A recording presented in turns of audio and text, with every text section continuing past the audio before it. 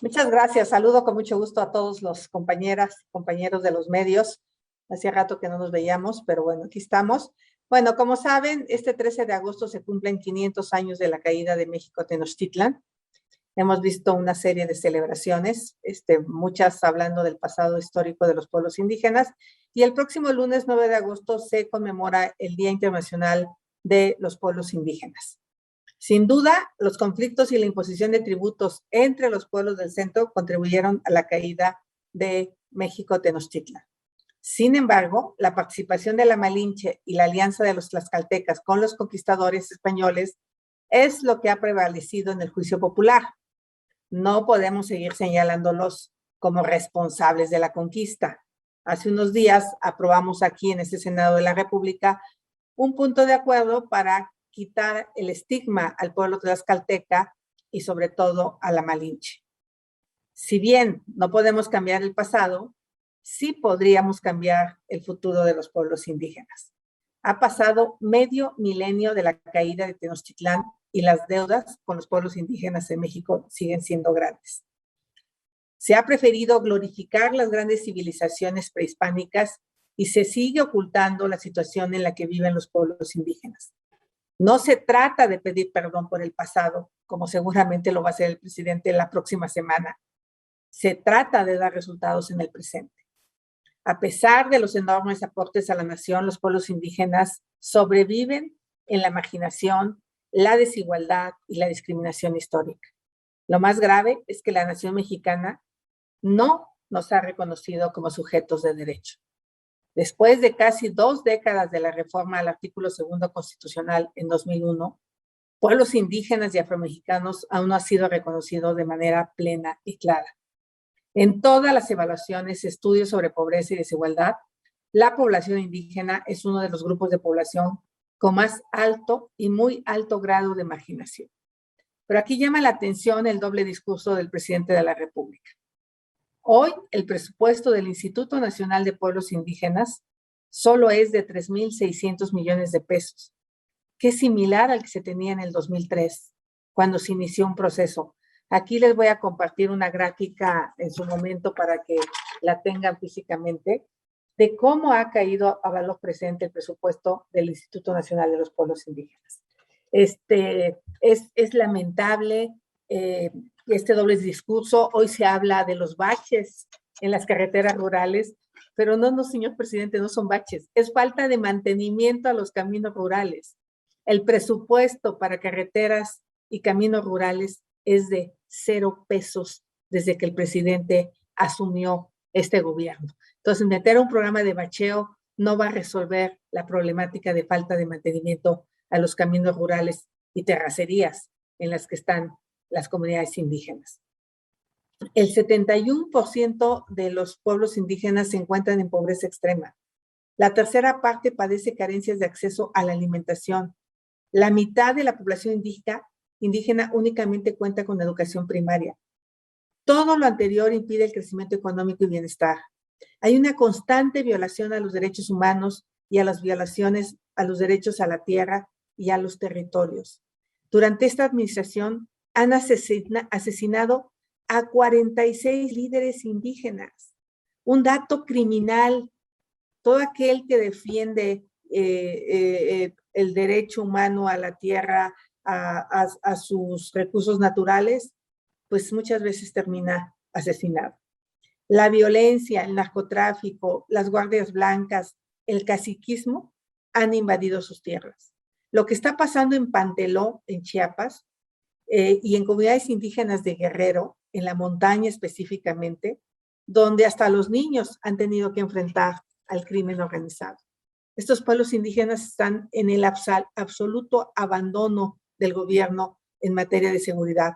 Me decían compañeros que han ido a la zona Cora que hoy es imposible entrar, que esas zonas están totalmente cooptadas por el narcotráfico, por ejemplo, también la zona Huichol en Jalisco, que se ha vuelto de verdad algo complejísimo para las comunidades indígenas. Senadores de diferentes grupos parlamentarios incluida su servidora, hemos propuesto distintas iniciativas para atender esta ancestral demanda de reconocimiento como sujetos de derecho público, no como sujetos de interés público. El tema de la pobreza ancestral de los pueblos indígenas no solo tiene que ver con recursos económicos, tiene que ver con derechos plenos a la tierra, a los recursos naturales, tiene que ver con derecho pleno a la participación política. Vimos cómo en el pasado proceso electoral todos los partidos, no hay uno que se haya salvado, simularon poner candidatos indígenas en puestos que no les correspondían. Por eso ya es hora de dejar de lamentar las tragedias por la conquista o de exigir perdón al rey de España o al Papa. De verdad, tenemos que trabajar en este Senado de la República en de una vez por todas reconocer plenamente los derechos económicos, políticos, ambientales, sociales y culturales de los pueblos indígenas de México, porque a 500 años de la caída de Tenochtitlan, aunque el discurso sea de un discurso donde los pueblos indígenas son la prioridad, en la vida real, no. Hoy Coneval da a conocer los datos de pobreza. Es impresionante cómo desde este Senado de la República exigimos que se apoyara a las personas con un ingreso básico universal, y quienes más han padecido esta ancestral pobreza son los indígenas. Ayer recibí llamadas de mi gente, de la gente indígena de la zona de Ixmiquilpan, de Huichapan, donde el COVID está siendo devastador, donde se quitó el hospital de Huichapan COVID y hoy las familias tienen que ir a médicos particulares a intentar salvarle la vida a sus hijos, y van a ver la cantidad de jóvenes que han fallecido en las comunidades indígenas por falta de atención médica. Sería mi postura sobre estos 500 años de la caída de México Tenochtitlan y sobre el próximo perdón que el presidente de la República pedirá a los indígenas, pero que en la vida real ha hecho todo lo contrario para garantizarles plenos accesos a sus derechos. Muchas gracias, senadora. Me comenta el senador Cepeda que arranquemos con las preguntas. Entonces, si les parece bien, para quien desee responder, nos pregunta Rita Cerón. Ante la crisis que se vive en el Tribunal Electoral del Poder Judicial de la Federación, hoy el presidente Andrés Manuel pide a magistrados y consejeros del INE que renuncien por dignidad. ¿Es esa la solución? Damián. Gracias. A ver, primero, pues es verdaderamente preocupante lo que está pasando en el Tribunal Electoral del Poder Judicial de la Federación. El llamado es a que se solucione rápido esta crisis y que pueda continuar ese tribunal trabajando. Es el máximo tribunal en materia electoral. Segundo, aclarar para tanto esos comentarios como los que se han vertido desde el Senado. No hay jefe del Tribunal Electoral. El Senado no es jefe del Tribunal Electoral. La Suprema Corte de Justicia de la Nación no es jefe del Tribunal Electoral. Ni la Suprema Corte ni el Senado de la República tienen facultades para entrar y resolver un conflicto entre los integrantes del Tribunal Electoral. Ellos son un tribunal que tiene independencia, que sí está dentro del Poder Judicial, pero es la máxima autoridad, no hay facultad alguna. Las citadas facultades no tienen que ver con el artículo que rige al Tribunal Electoral, que es el 99, y sus decisiones son definitivas e inatacables. Y el Senado no tiene facultad de revisión. En todo caso, lo único que existe es la facultad de responsabilidades de los servidores públicos que existen para todos nosotros y que tienen que ver con juicio político, responsabilidad penal y demás. Pero no hay una facultad en el Senado para entrar y querer resolver ese conflicto. Así es que dejemos que el Tribunal Electoral, con su autonomía, con su independencia, resuelva esta crisis. Pero sí hagamos un llamado a que pongan un ejemplo positivo al país. O sea, voltear y ver un tribunal que está, digamos, en conflicto permanente no es lo más sano, cuando menos, o mucho menos cuando tenemos temas muy importantes que están por resolver. Hoy lo que vemos es que 5 de 7 integrantes del tribunal, 5 de 7, están con una postura, no es menor. No es menor, me parece que la prudencia debe caber y hacerle caso al sentido común.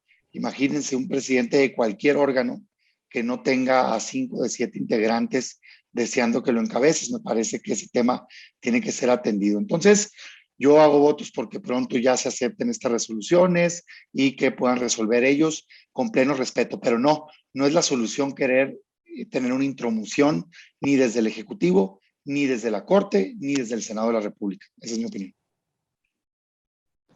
Adelante, senadora, por favor.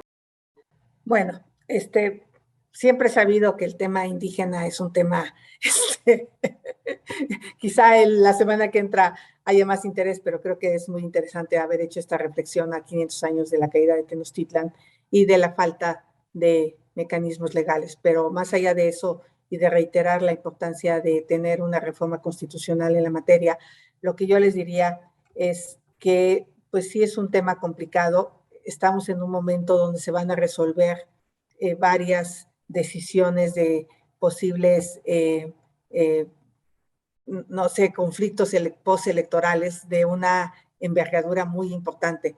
Entonces, si en caso de que el tribunal llegara a anular alguna de estas elecciones, eso no viene bien para las decisiones tan importantes que van a tomar. Entonces, yo sí creo que tienen que encerrarse.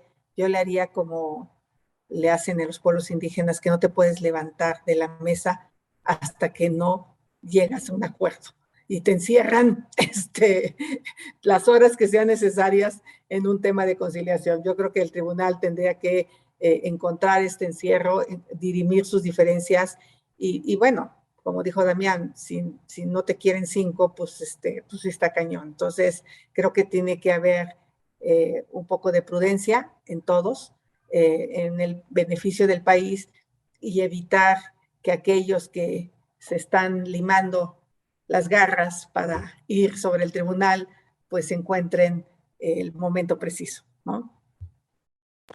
Gracias, senadora. Silvia Arellano, sobre el mismo tema, pero con matices, todas las que siguen.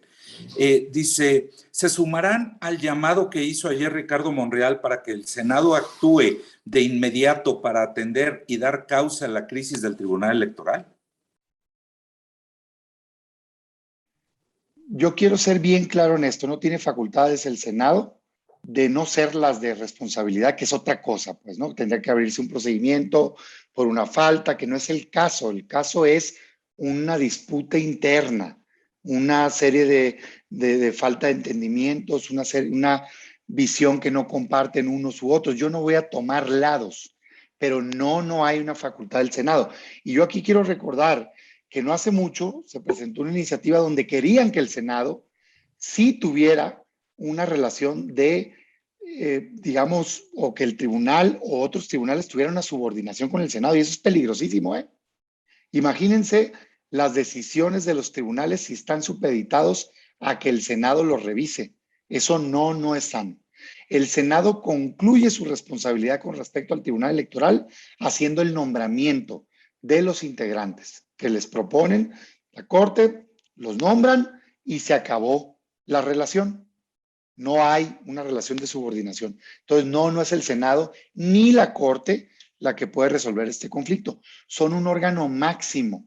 No hay jefe en su autoridad electoral y sus decisiones son inatacables. Entonces, creo que más bien el llamado es a la responsabilidad de todos ellos, que entiendan que México lo que requiere es certeza, y para ello los tribunales, particularmente tienen que mandar un mensaje de ejemplo, ¿no? Entonces, este conflicto no está ayudando, que lo resuelvan en el seno a su interior y que pueda avanzar el tribunal con un ambiente sano en los próximos años. Imagínense que este conflicto no se resuelva ahorita y continúen el resto de los años con un debate permanente y un choque brutal. Eso no es sano para el país. Pero no, definitivamente el Senado no tiene ninguna facultad para intervenir en ellos, repito, salvo las de responsabilidad, que no es el caso.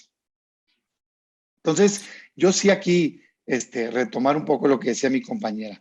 Creo que ya algunos están frotando las manos para invadir al tribunal y querer imponer un tribunal de puros aliados. Entonces, no caigamos en esa trampa tampoco, en esa tentación de parte de Morena, el presidente, en este caso del Senado, que se resuelva el conflicto. Eso es lo que todos debemos de querer. Muchas gracias. Karina Aguilar preguntaba sobre el mismo tema, pero nos pide que ya ya siente que está respondida su pregunta. Félix Muñiz, estás conectado, tienes la palabra. Gracias, buenos días, senadores, buenos días a todos. Preguntarte, senadora Xóchitl, en el tema de los indígenas, ¿será el momento de conocer quién es el EZLN, quien abanderó a los derechos de los pueblos indígenas por un tiempo y aún están ellos, pues, con sus tapabocas, sus tapamontañas? ¿Sería ya necesario saber quiénes son ellos e incorporarlos, digamos, a esta celebración? Eso es en cuanto al tema de los indígenas. Para el senador Cepeda, preguntarte, dices que no hay jefe en el tribunal, no hay un jefe, pero ¿se estará perdiendo entonces ya el concepto de la autonomía de los poderes? Y si pasaría lo mismo que hizo el Senado cuando intervino en Tamaulipas, que se armó un verdadero merequetengue y todavía no se resuelve porque pues el Senado interpuso una controversia para que se desaparecieran poderes en Tamaulipas. Y también para quien me quiera contestar, ayer se informó que la Secretaría de Relaciones Exteriores va a poner una demanda, yo puse una demanda contra empresas que venden armas, que son las que se usan aquí en México por la violencia, pero independientemente de la risa que les ha de haber causado a esas empresas esta postura, ¿qué hace el ejército? O sea, esas empresas venden sus armas, son su medio de subsistencia, es su manera de vivir allá en Estados Unidos vendiendo las armas, pero ¿qué hacen nuestras Fuerzas Armadas, la Marina, para evitar ese tráfico de armas? O sea, ¿por qué pasan? O sea, uno puede ir a comprar un arma, sí, pero si yo entro con un arma, a mí me tienen que pedir un registro de que yo la puedo pasar. Entonces, ¿cómo pasan esas armas? Gracias. Esto la primera y gracias, pero rescaten esta rueda de prensa para la semana que entra porque ese va a ser el tema del presidente, el famoso perdón a los pueblos indígenas. Yo creo que el EZLN puso el dedo en la llaga.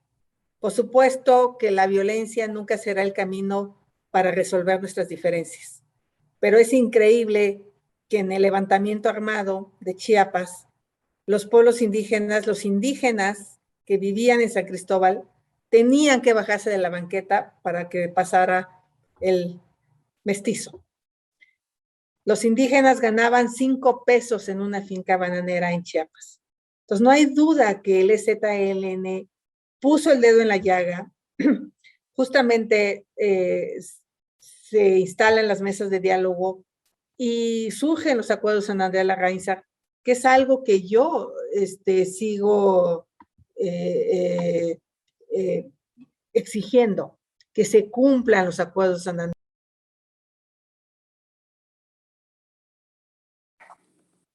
Pareciera que se desconectó la senadora Gálvez.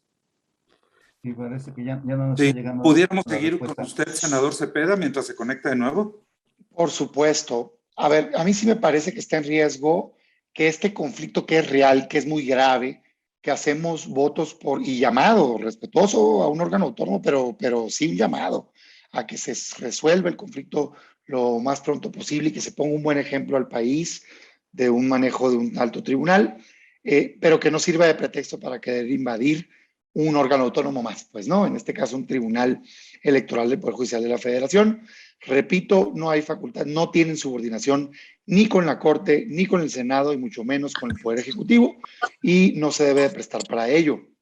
En el caso que pones de ejemplo, pues entiendo que es una controversia por el tema de la diferencia de opiniones, de interpretación, en un proceso del cual sí hay facultad federal, pero hay una interpretación distinta a nivel local. Digamos, no es el caso, pues aquí no hay facultad. O sea, ni siquiera no tiene el Senado ninguna facultad constitucional de revisión del actuar del tribunal, a no ser de un procedimiento que nos pueden abrir a cualquier servidor público de responsabilidades, pero eso es distinto, pues, ¿no? Pero por el actuar, por las sentencias, por la opinión distinta que pueda tener, por supuesto que no, pues, ¿no? Entonces, sí parar eso en seco, porque no hay facultad al respecto. Esa es la, digamos, postura. Y reitero, hombre, ojalá y si hagan un análisis interno, fuerte, serio, ojalá y lo hagan en publicidad, en máxima transparencia, este asunto de vamos a encerrar, digamos, en privado, a mí no me gusta, hay que encerrarse en público, son un órgano, digamos, constitucional, que la gente tiene derecho a saber lo que pasa ahí, que debatan lo que tengan que debatir y que resuelvan lo que tengan que resolver. Pero yo sí creo que claramente sus decisiones son inatacables y son definitivas. Perdón, senadora, Bueno, avanzamos. a ver, Adelante. precisando, Damián, no, nosotros nos te encierran y está todo el pueblo viendo lo que está pasando. No, Entonces no, está no, bien. no, no dije por lo tuyo. Es que una de las personas está proponiendo que en privado vean el tema. Por eso No. lo dije. Porque yo dije que se cerraran, sí. No, aquí te encerras con toda la comunidad. O sea, nadie sale a No, no, comer. no. Es que alguien de ellos dijo que en privado. Ok, Yo creo que es en público, pues, ¿no? O sea, está bien. El mismo Vargas A dijo ver, sesión. nada más para cerrar lo del EZLN. Entonces, ese es el antecedente de 1994 del levantamiento armado. Y por supuesto que los acuerdos de Nueva York siguen siendo vigentes. Gran parte de mi reforma propuesta tiene que ver con recuperar ese tema y otros temas adicionales que han surgido estos 25 años. Entonces yo lo que creo es que el mejor homenaje que le podemos hacer a los pueblos indígenas del pasado es que el presidente de una vez por todas envíe la reforma constitucional en materia de derechos y cultura indígena a ese Senado de la República, que se comprometió el día que tomó posesión. Y prácticamente han pasado 3 años sin que conozcamos este documento. Y respecto al EZLN, pues justamente lo que Panteló está exigiendo y parte de esa reforma constitucional tiene que ver con que puedas elegir a tus autoridades por usos y costumbres. Ahí el esquema de partidos políticos no entra y no debería entrar y es lo que generó muchos conflictos.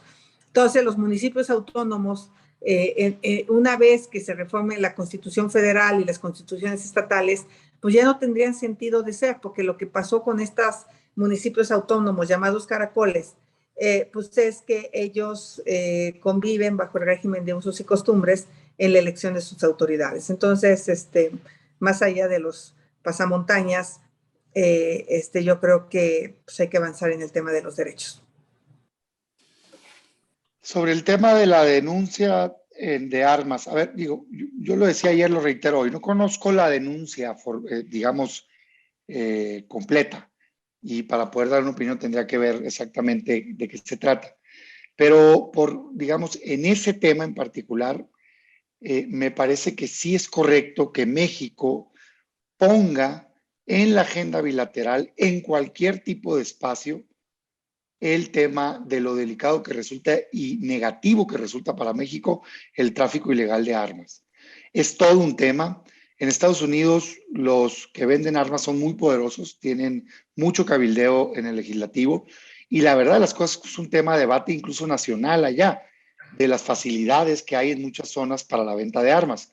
Ellos tienen, por supuesto, mucha libertad en términos de adquisición, pero eso a veces se convierte en demasiada facilidad para vender armas que no son normales que tenga un ciudadano, pues, ¿no? Y la verdad, las cosas que están entrando muchísimas armas a México y es parte del problema del crimen organizado. O sea, la agenda bilateral Estados Unidos solo pone énfasis en la venta de drogas allá, en su país, y nunca ha puesto el énfasis en la entrada ilegal masiva de armas a México. A mí me parece algo correcto que sí se ponga con fuerza el tema en la agenda, tanto por esta vía como por todas las vías posibles, más allá del éxito inmediato que se pueda tener con cada una de las acciones. Esa es mi opinión. Yo sí creo que es un tema delicado el tráfico ilegal de armas para México. Sí, senador, bueno, yo quisiera agregar algo nada más. O sea, me parece bien, México puede demandar, nada más que se supone que el presidente de la República militarizó las aduanas justamente porque se hablaba que ahí había muchísima corrupción y por eso entraban las armas. Entonces, también yo creo que tenemos que asumir que hay un problema de corrupción en México en la entrada de esas armas, porque pues no entran tan fácil o cualquiera puede meterlas, tiene que ver, y creo que México tendría que comprometerse también en hacer una investigación mucho más precisa de cómo entran esas armas a nuestro país y quiénes están vinculados a estas redes de corrupción, además de que se ponga, como ya dijo Damián, en la agenda el tema. Coincido, al 100. Pues déjeme ejemplificarlo de esta manera.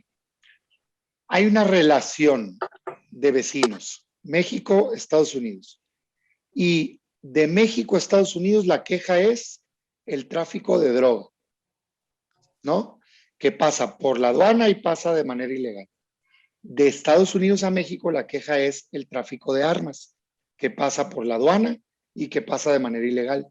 Parecería que en la relación bilateral Estados Unidos solo le dé importancia a lo que a ellos les perjudica, que es el tema de las drogas. A mí me parece correcto que se iguale en importancia el otro problema. Y ambas partes, en efecto, tienen que hacerse cargo de su propia corrupción, porque así como dice la senadora Xóchitl, hay corrupción en la aduana aquí, pues claro, y también en Estados Unidos, ¿no? Porque si no, no entrara la droga. Entonces, a mí el hecho de que se ponga por todas las vías el tema y que se le dé un rango de importancia distinto al tráfico de armas, de hecho es algo que han pedido por años los expertos, especialistas y creo que todo el mundo en México. Entonces, más allá del éxito poco probable que tengan el de la demanda, yo creo que está bien que se ponga el tema en la mesa. Esa es, digamos, la opinión. Muchas gracias. Vero Macías pregunta, tras la destitución de del magistrado presidente del Tribunal Electoral del Poder Judicial de la Federación, se insiste en la necesidad de una reforma electoral. Su opinión, por favor, ¿cree que es necesaria esta reforma o es un pretexto para modificar al INE y al tribunal? Nosotros lo hemos dicho con completa claridad, todo lo que sea positivo para el país lo vamos a apoyar. Y claro que hacen falta siempre reforma electoral. Queda, por ejemplo, muy claro que hay exceso de financiamiento, hay exceso de, en algunos lugares, topes de campaña, que la fiscalización a veces no resulta en lo que verdaderamente uno quiere, que, digamos, sigue habiendo uso de recursos públicos, que, digamos, pudiera haber mejores reglas para más debates, más intercambio de opiniones, que, en fin, muchos temas que mejorar. Pero lo decimos con completa claridad. El PAN va a defender a las instituciones. Bajo ningún supuesto vamos a permitir una invasión en el INE ni en ningún otro órgano y que no sirva de pretexto esos conflictos para querer hacerlo. Entonces, para ser claros, ¿hoy una reforma electoral que pueda ser positiva para el país? Sí. ¿Una reforma que sea negativa porque busque invadir o destruir instituciones? Jamás. Así de claro. Muchas gracias, senador. Nos pregunta Alberto Zamora, dice, ¿hay algún plazo para que alcance este acuerdo el tribunal? No, o sea, la verdad de las cosas es que ahorita hay una disputa de que si fue legal o no, una sesión. No me quiero meter tanto porque, o sea, creo que no hay que intrometerse, pero la verdad de las cosas es que la ley dice que si hay 4 magistrados presentes, la sesión es válida. La otra parte dice que es que solo habla de nombramiento y de renuncia. Están debatiendo entre sí mismos, pero me imagino que van a poder subsanar esto y al final, pues el sentido común creo que es el mejor de los sentidos. Y si 5 de 7 personas están decidiendo en un sentido, digo, no quiero meterme a adelantar, pero parecería muy obvio en dónde va a acabar este asunto, pues, ¿no? Y creo que ojalá y dialoguen entre ellos y ellos mismos lo resuelvan. No necesitan la injerencia de nadie más.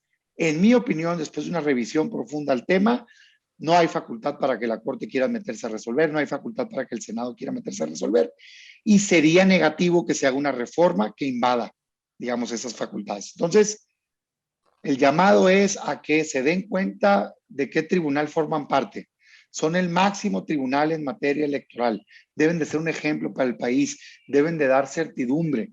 Yo hago votos en lo personal, que estoy seguro que Xóchitl dará su opinión, para que logren el consenso y salgan todos con una solución propia. Y ya le den vuelta a la página, porque imagínense que este tema lo prolonguen por un tema legaloide y que de aquí en adelante estén peleados 5 de 7 magistrados. No me parecería sano para el país. Esa es mi opinión. Y no hay un plazo perentorio. Gracias, senador. Karina García, estás conectada. Tienes la palabra, por favor. Gracias, buenos días.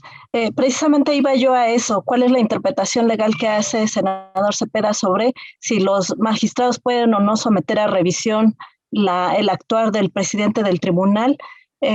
porque, bueno, él argumenta que eso no está dentro de las facultades. La otra pregunta es si se podía o no en sesión pública debatir, discutir sobre esto y sobre todo someter a votación el relevo y el nuevo nombramiento, la nueva presidencia. O bien, sí, como argumenta el magistrado Vargas, solo se podría ir un magistrado presidente por renuncia, que fue lo que pasó con la magistrada Otálora. Gracias. Perdón. Y la otra pregunta para la senadora Xochitl.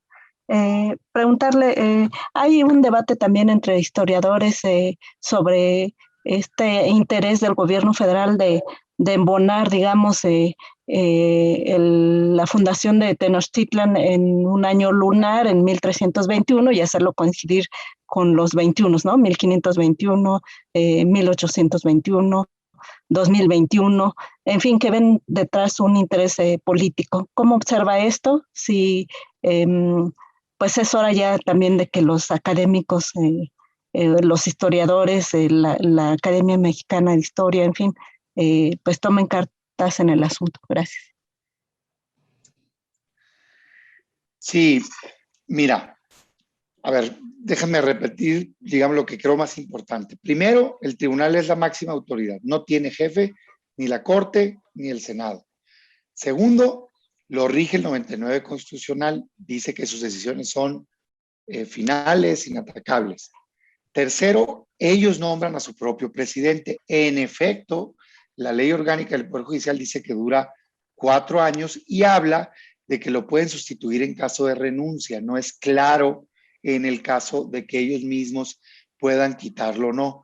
Parecería, sin embargo, que una interpretación amplia, pues si ellos tienen la facultad de nombrarlo, pudieran hacer también un cambio o otro nombramiento distinto, pero eso ya es meterme ahí. A mí lo que me parece es que si la mayoría del tribunal toma una decisión, esa decisión es ya final e inatacable, pero más que eso me parece que deberían de sentarse a dialogar por el bien del país y tratar incluso de lograr una decisión unánime al respecto. Si ya no hay gobernabilidad interna, me parece que lo más sano sería que todos aceptaran pues una renovación, pero pues eso está en el marco de su competencia, eso no es más que una opinión mía. No quiero bajo ningún motivo que se lea como algo que estamos tratando de imponer. No es así. Hay que respetar al tribunal, es máxima autoridad, ellos tienen que resolverlo. Lo que sí no es sano es que tengan este conflicto. Y yo les diría, no den pretexto para lo que ya estamos viendo, declaraciones del presidente, declaraciones del Senado, en donde ya se están, digamos, frotando las manos, queriendo intervenir en una manera distinta, ¿no? Para hacer un borrón y cuenta nueva y hacer nuevos nombramientos. Eso sería lo peor que le pudiera pasar a este país. Entonces, el llamado es resuélvanlo pronto por el bien de México. Pero eso es lo que dice la ley. Senadora Gálvez. Respecto a lo de Tenochtitlan, digo, a mí me llama la atención, con todo respeto, la pirámide que están haciendo en el Zócalo el día de hoy. Es que es increíble que ese dinero, por ejemplo, lo hubieran invertido en un hospital COVID en la zona, en cualquier zona indígena, donde hoy los jóvenes están muriendo por falta de atención médica. Es increíble, de verdad, me molesta ver ese dispendio para construir una pirámide, Patito, cuando tienes el Templo Mayor al lado, cuando tienes el Museo del Templo Mayor, que es un museo maravilloso y que refleja realmente pues, los vestigios del Templo Mayor. Entonces, yo esa parte no la comparto, me parece demasiado folclore, así como la toma de posesión del presidente, donde todos los indígenas estaban detrás del presidente y las ceremonias, y sigue siendo este culto al indio muerto.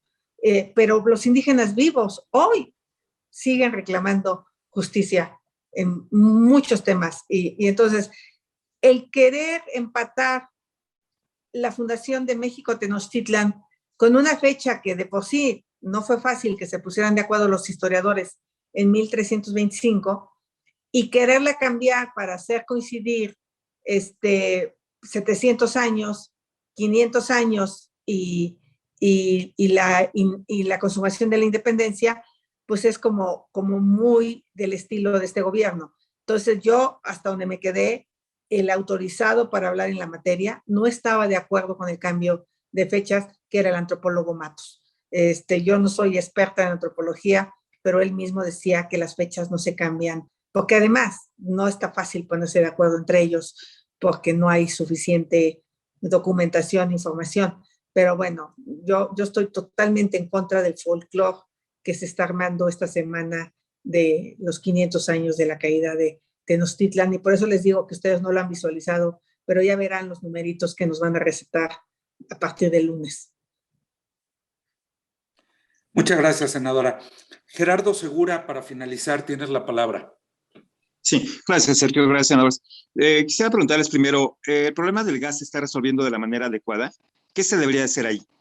Primera pregunta.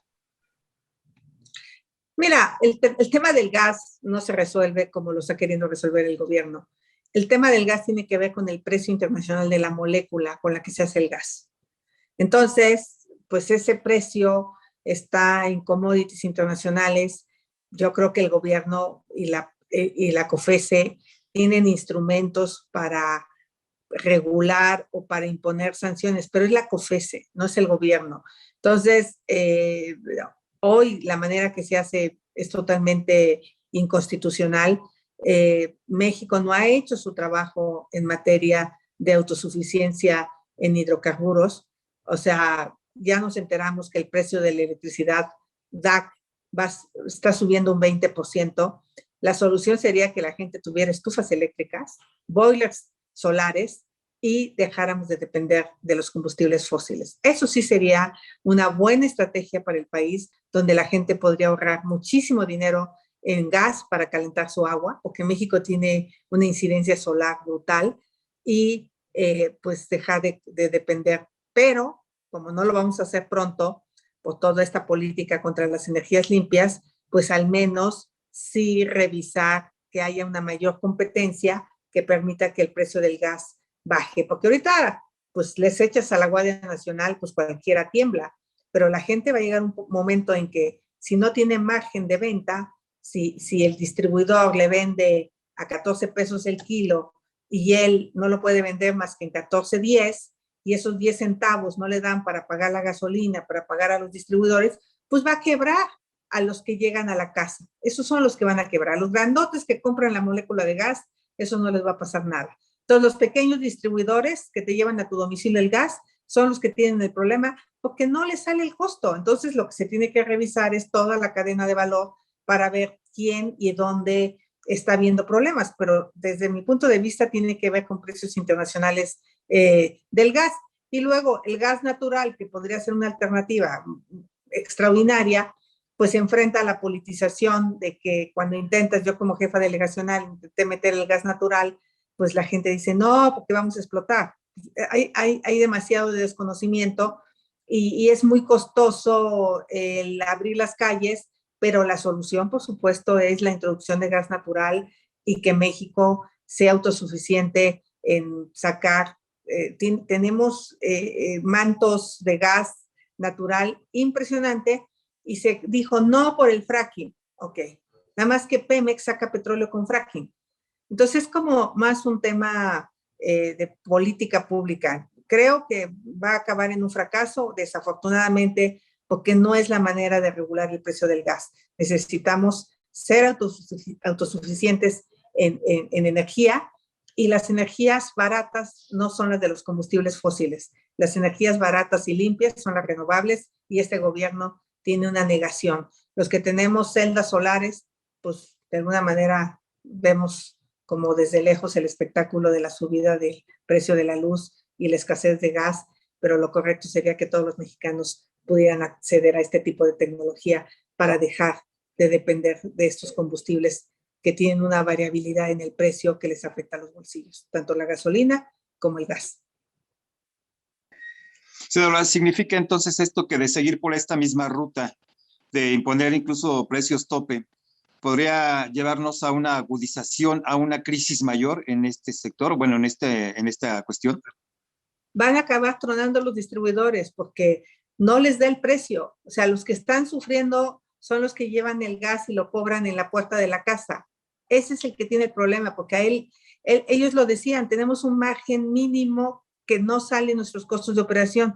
Nadie va a querer salir a vender a gas, entonces va a tener que salir el ejército, donde vamos a tener que meter subsidio para pagar gasolina a los camiones del ejército, para llevar el famoso gas del bienestar. ¿Por qué? Porque el gobierno va a absorber el subsidio de lo que cuesta la operación para el suministro de gas. O sea, la única manera que lo puedes bajar de esta manera es que el gobierno se meta a distribuirlo y con dinero de los mexicanos paguemos esa distribución. Y eso es una falacia al final de cuentas. Lo que tienes que hacer es abrir otros competidores en otro tipo de energías. Te lo digo, los boilers solares serían la solución para que miles de mexicanos dejen de pagar miles de pesos en gas y dejemos de estar contaminando tanto el planeta. Los paneles solares serían una solución para que los mexicanos puedan tener energía para su iluminación, su refrigerador y su consumo. O sea, en lugar de los 70,000 millones de pesos que CFE recibe de subsidio para producir energías sucias, pues bien podríamos estar poniendo ese subsidio para financiar a mexicanos que adquieran celdas solares y dejen de depender de los combustibles fósiles. Eso sería una buena política, tanto ambiental como económica para las familias, porque podrían dejar de pagar este precio. Pero como eso no lo vamos a hacer, porque este gobierno no cree en eso y no le entiende, pues va a haber escasez de gas en pocos días. Senadora, si usted me lo permite, en el tema de outsourcing, fíjese que, bueno, quisiera preguntarle una cuestión que pues, es muy preocupante para muchos trabajadores en este momento, y es que si es válido que una empresa que tiene a sus empleados con prestaciones adecuadas y con el IMSS, o sea, están dentro del IMSS, los traslade a otra empresa sin consultarlos, que les elimine su antigüedad y que les reduzcan el sueldo. ¿Esto es válido?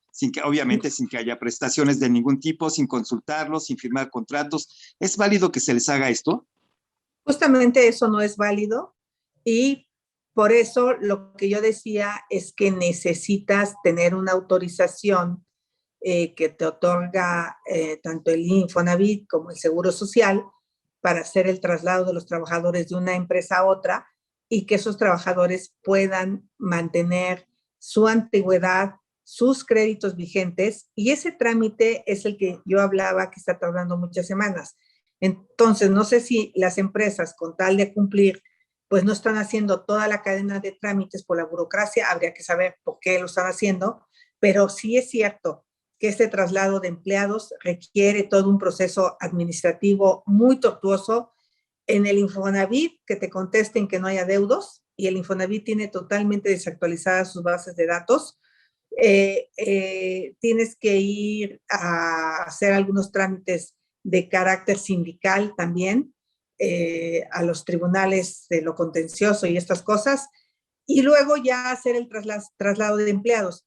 Donde yo sé que se está atorando es justamente que por un lado te dicen 1 de septiembre, pero las otras dependencias tardan semanas en contestarte y entonces sería la única razón por la que no estén cumpliendo, pero todas las empresas deben de trasladar a sus empleados reconociendo su antigüedad de manera plena y obviamente pues no es que le pidan permiso al empleado de trasladarlo, lo obligó la ley, o sea, el empresario los tiene que llevar al corporativo que hace las funciones de empresa. O sea, si alguien era un banco y tenía a los empleados contratados en una outsourcing, pues las tiene que llevar a la razón social del banco.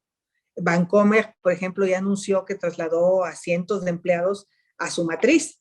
Eso es lo que tienen que hacer. Walmart los pasó a su matriz, Bimbo ya los pasó a su matriz, porque había un tema con reparto de utilidades, por eso habían creado estas figuras externas, unos pagando lo que se debe y otros de manera indebida. Entonces, no, tienen que otorgarles prestaciones de antigüedad dentro de la empresa y tiene que ser la matriz, tiene que ser la empresa central que es la que hace la operación. No los pueden mandar a otra empresa que no haga las funciones operativas que se están o que se están regulando, ¿no? Y sobre todo, bajarles el sueldo. Creemos que es inconstitucional a todas luces, ¿no? De hecho, las empresas están subiendo al sueldo porque se están ahorrando los costos de terciarización que llevaban las empresas. En un promedio han subido un 8% los salarios. Esto significa que sí hay algunas empresas que se están aprovechando de mala manera, o sea, pues de manera negativa para sus empleados. Y lo pueden denunciar ante la Secretaría del Trabajo, por supuesto. Oiga, senador, ya nada más una última cuestión. Es que fíjese que me llegaron algunas denuncias de pues, personal médico, donde dice que hay suministro de medicamentos inapropiados en el Instituto Nacional de Rehabilitación. Dicen que tienen las denuncias y las quejas presentadas por especialistas. ¿Qué hacer ante esto? ¿Qué llamado hacer a las autoridades de la Secretaría de Salud? Porque, bueno, pues esto me imagino que no nada más se presenta aquí, se van a estar presentando en muchas instituciones de salud. Pero, ¿qué hacer ante esto? Porque, bueno, pues lejos de mejorar la calidad del servicio médico, pues ahora se presenta esto que nos dicen aquí que el suministro de medicinas es inapropiado. Y bueno, hasta los especialistas ahí tienen las denuncias ya totalmente ya conformadas. Perdón, ya es lo último. Lo que yo tengo entendido es que en la compra de medicamentos no siempre llega el medicamento necesario. Yo supe de algunos casos, por ejemplo, en cancerología, donde el medicamento que les llega no es de la misma calidad y tienen que suministrar 2 o 3 dosis de la misma para tener el mismo efecto. Eso está siendo muy común. En los medicamentos contra el cáncer, pues no te llega la combinación original que tenías para ese niño, pero te llega otro sustituto y entonces tienes que cambiar el tratamiento a la mitad del camino y eso es lo que había generado una mayor mortandad en niños con cáncer y mujeres con cáncer, porque no está habiendo un suministro regular de medicamentos. Entonces esto no solo sucede en el Instituto Nacional de Rehabilitación, está sucediendo en todos los institutos especializados por la crisis que se generó con los medicamentos. Fue gran tema aquí en el Senado. Hemos insistido en que venga López-Gatell y que tenga la comparecencia el secretario de Salud, pero pues Morena se encarga de cubrirlos y de protegerlos, de no sacar ningún punto de acuerdo que atente contra ellos, pero pues la verdad, si ves también las cifras de Coneval, es increíble lo que subió la cantidad de personas sin protección en servicios de salud.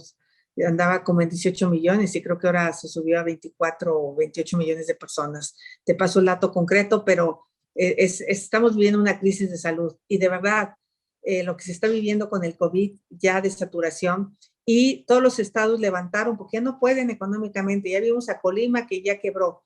Los estados ya no tienen recursos porque ya se los comieron con la pandemia lo que han hecho y ya quitaron los hospitales COVID. En muchas regiones del país ya quitaron los hospitales COVID. El IMSS ya había desmantelado y pareciera que los agarró otra vez con los dedos contra la pared la tercera ola.